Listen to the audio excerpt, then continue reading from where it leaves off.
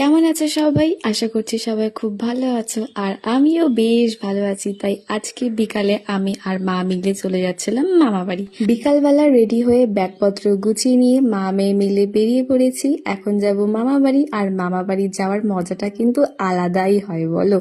আমি ওই 6 মাস প্রায় হতে গেল যাই না। আগে তো মাঝে মধ্যেই যেতাম, টিউশন ফাঁকা থাকলে, স্কুল ছুটি থাকলে, মানে বছরে তো আমি 3-4 বার তো চলেই যেতাম মামা বাড়ি। এত ভালোবাসতাম মামা বাড়ি যেতে। কিন্তু ওই বড় হওয়ার সাথে সাথে নিজের ব্যস্ততাও বাড়ে, আর যাওয়াও হয় না সেই রকম ভাবে। চলো, এইদিকে আমরা রেডি হয়ে বেরিয়ে পড়েছি, আর সুভাষগঞ্জেও চলে এসেছিলাম। সুভাষগঞ্জে এসে হয়েছিল কাণ্ড, অনেক টোটোওয়ালাকে জিজ্ঞাসা করেছি কিন্তু কোনো টোটোওয়ালাই আর যাবে না। তারপরে বাধ্য হয়ে দাদাকে ফোন করতে হলো, মানে আমার মামার ছেলে দাদা চঞ্চলদা, ওকে ফোন করেছিলাম আর ওই আমাদের নিতে এসেছে। তারপরে আমরা বাইকে সুন্দর হাওয়া খেতে খেতে চলে যাচ্ছিলাম মামা বাড়ি। সুভাষগঞ্জ থেকে খুব একটা বেশি দূর না, বাইকে গেলে ওই 10-15 মিনিটের মতন লাগে। আর চলে এসেছি মামা বাড়ি। মামা বাড়ি এসে দেখি আমার বোনু সুইটি কেক বানিয়েছে নিজের হাতে, তো সেটাই দেখে নিচ্ছিলাম আর এখানটায় সবার সাথে দেখা করছিলাম। আর এই যে আমার দিদিমা, দিদিমা তো দেখে পুরো অবাক, কারণ আমি আর মা কাউকে বলে আসিনি, আমরা না বলেই চলে এসেছিলাম। তাই সবাই দেখে একটু অবাক হয়ে গেছে যে হঠাৎ করে এরা চলে এসেছে। তারপরে আর ভিডিও কন্টিনিউ করিনি, এটা ছিল তার পরের দিন সকালবেলা।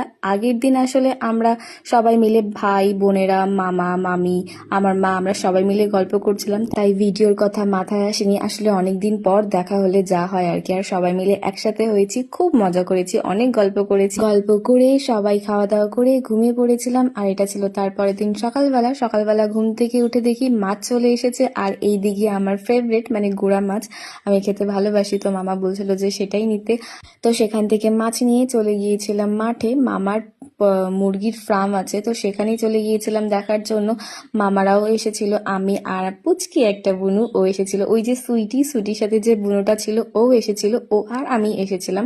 তারপরে এইখানটা এই যে দেখো পুচকিটা, এর নাম হচ্ছে ঋত্বিকা, এই হচ্ছে আমার বুনু হয়। তো ও আর আমি মিলে চলে এসেছিলাম। আর এইদিকে আমার দাদাও এসেছিল। এখন মানে জল তোলা হবে আর কি। আগের দিন রাত্রেবেলা প্রচন্ড পরিমাণে বৃষ্টি হয়েছে, আর গ্রামের দিকে তো তোমরা কম বেশি অনেকেই জেনে থাকবে যে ঝড় বৃষ্টি হলে লাইনটা চলে যায়। তাই লাইন ছিল না, আর মুরগির ফার্মে তো জল দিতে হবে, তাই দাদা পাইপ লাগাচ্ছিল এদিক দিয়ে। এখন জল তোলা হবে। গ্রামে আসলে না মনটা একদম ভরে যায়, চারিদিকে সবুজে সবুজ দেখে মনটা একদম ভালো হয়ে যায়।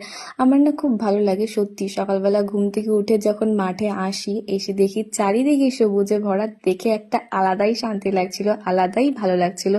চলো, এদিকে জল তোলা হচ্ছিল, আর এখন সবাই মিলে তাড়াহুড়ো করে যাচ্ছে মুরগির ফার্মের ওখানটায় হচ্ছে এই যে এটা হচ্ছে আমার ভাই, আগেরটা হচ্ছে আমার দাদা যে কালকে আনতে গিয়েছিল, আর এটা হচ্ছে তারই ভাই অলোক, আমার ভাই হয় আর কি।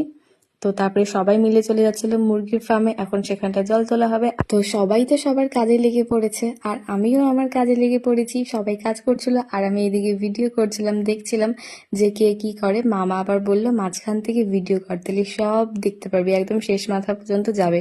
তো মাঝখানটায় এসেই ভিডিও করছিলাম, একটু চারপাশটা ঘুরে ঘুরে দেখছিলাম। অনেকদিন পর মামা বাড়ি এসেছি, আর অনেকদিন পর এই জায়গাটায় এসেছি, তাই একটু ঘুরে ঘুরে দেখছিলাম যে কোথায় কি আছে না আছে, কি চেঞ্জ হয়েছে।